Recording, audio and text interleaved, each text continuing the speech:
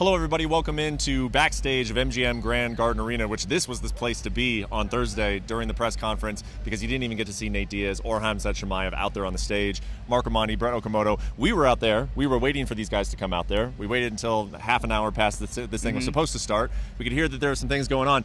Our camera crew was actually back here, and they informed us what happened is that there was a little scuffle between Khamzat and Kevin Holland. And then, as you saw, Dana White came out there. He was trying to keep the press conference going. But then as they were waiting to just bring out Nate and Khamzat, one of the members of Nate's team, which is very large, by the way, a ton of guys back here waiting with Nate Diaz, threw something in the direction of Khamzat Chimaev, and then that was when they wanted to call it.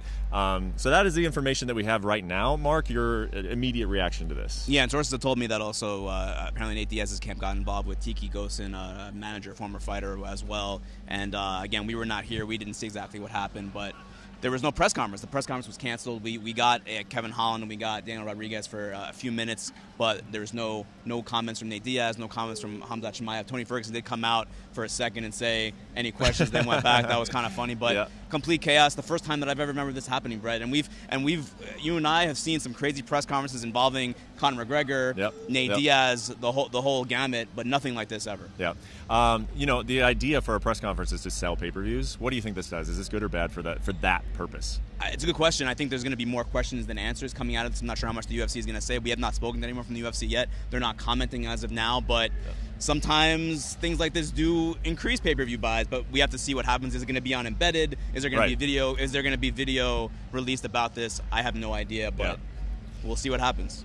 The bummer of this is that I really wanted to see these two interact with one another, and I want to see them interact with one another tomorrow. I have a feeling it's going to be one of those Dana White weigh-ins where they're being kept on completely different ends of the stage. Well, Brett, if we couldn't do this here today, what happens tomorrow? Because we're going to have the same personalities, the same volatile environment at weigh-ins tomorrow. Maybe the UFC increases security. These are questions that need to be answered over the next 24 hours. Yeah. Obviously, getting to the fight itself.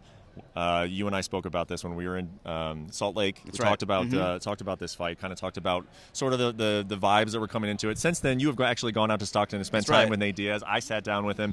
Great interview, by the way, with you and Nate. That was phenomenal. Yeah, thank you very much. And make sure you check out Marc's piece because he actually slept on Nate's couch for 2 days. So you're going to want to read that and find out exactly what that experience was like. So just tease it a little bit. What were some of the takeaways that you had when you went to Stockton? Really unique experience. I spent like 48 hours with him and his team. Nate Diaz has a small home across the street from his own home in Northern California, and they call it the Trap House.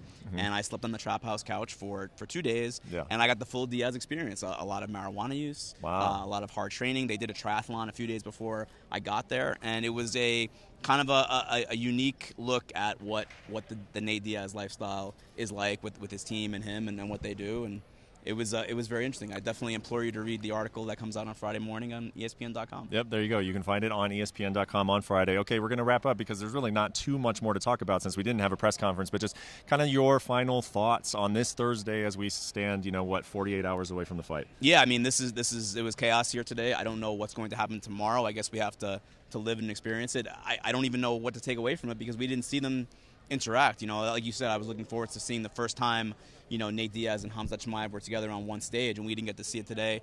We'll see it tomorrow. Weigh-ins. Hopefully, there's going to be official weigh-ins here, tomorrow morning, on Friday morning.